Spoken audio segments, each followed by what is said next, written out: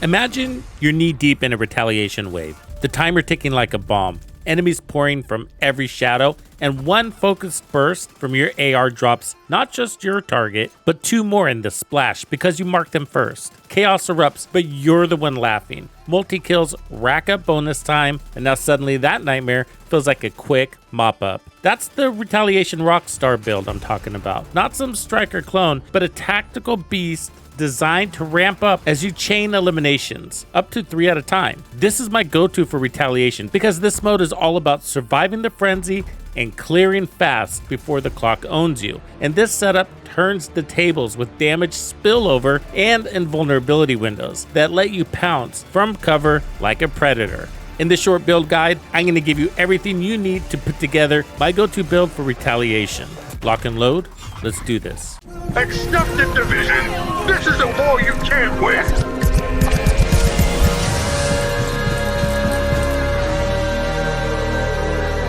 Piece of shit wristwatch.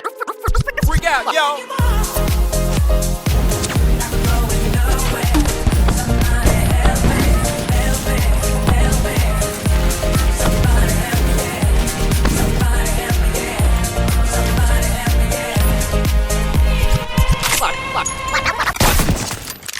Bandidos, what up your boy Tux? Here's how this clicks.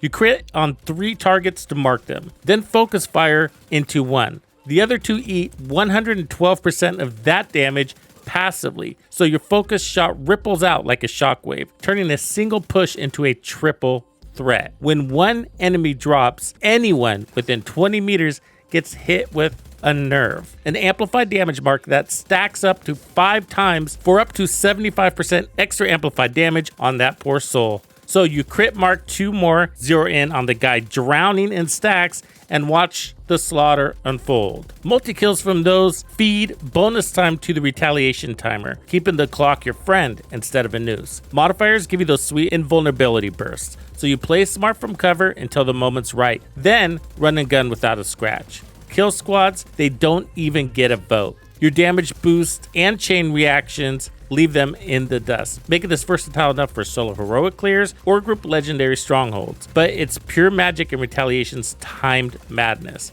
and that's where I'm really getting a kick out of it. So this is Negotiator's Dilemma, one of the best gear sets for really difficult content. It's centered on crits, and it comes with a talent called Hostile Negotiations. Critical hits mark enemies for 20 seconds, and you can mark up to 3. All other marked enemies take 60% of the damage dealt. Whenever a marked enemy dies, gain 2% critical hit damage, stacking up 20 times or 40% crit damage. So we're running the backpack with this. That's going to boost the damage to additional marked enemies from 60 to 112%. Juicy.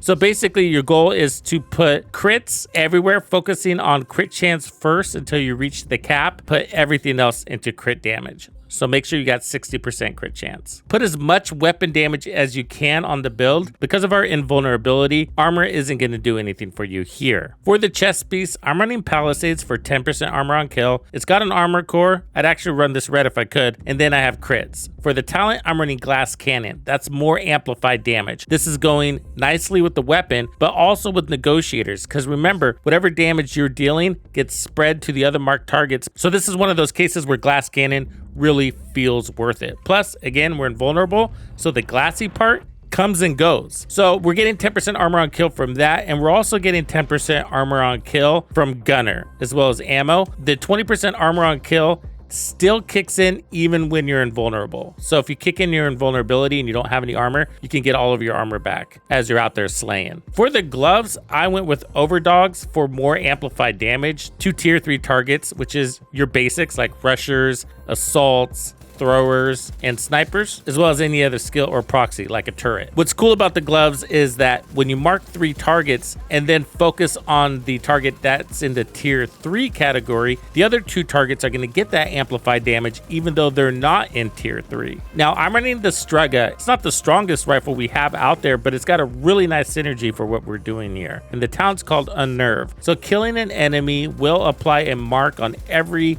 enemy within 20 meters of it. Multiple marks can be applied to the same enemy, so they stack up to 5 times, and each stack is worth 15% amplified damage. Here's the thing that doesn't happen.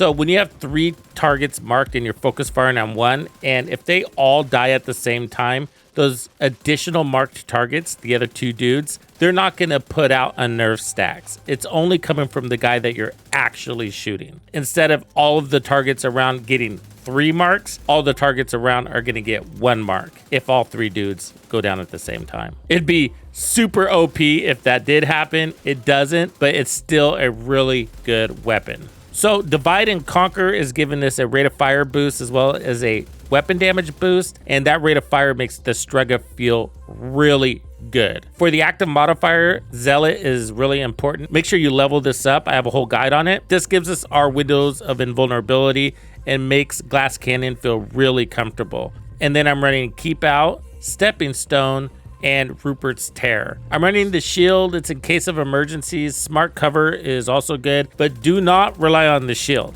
Because of Glass Cannon and you're not running any armor, this thing breaks. Now, when you're invulnerable, so is your shield. When you're out there just running and gunning without Zealot, use the shield only to block a few shots as you're kind of moving around. But once you're invulnerable, you don't need the shield, right? I have 60% crit chance, 142% crit damage, and that pushes to 182% crit damage when we have kills stacked. So lots of amplified damage going on here, lots of crits. This build's not going to put out as much single target damage as Striker would. However, it's doing way better than Striker at controlling the crowd, even if Striker's running the turmoils. Because the turmoil knee pads take Striker's damage, cuts it in half and splits it, applies that half to the target you're shooting and then somebody else. This is almost the opposite. It's taking that damage and applying 112%, and you can do that to 2 targets at the same time, making it 224% additional damage to the health pool or the total group of enemies. But because Striker has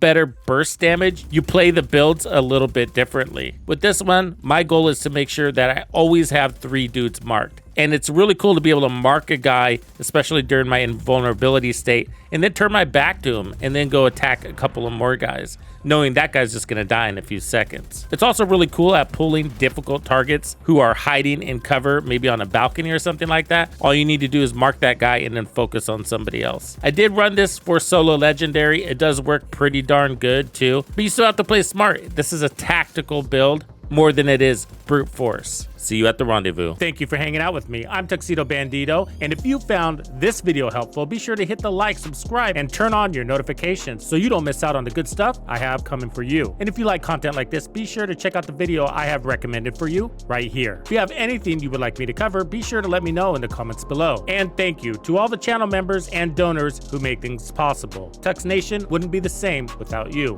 When you buy a game from Ubisoft, enter the creator code Tuxedo Bandido to support the channel. Easy peasy. Wait, did we just become best friends?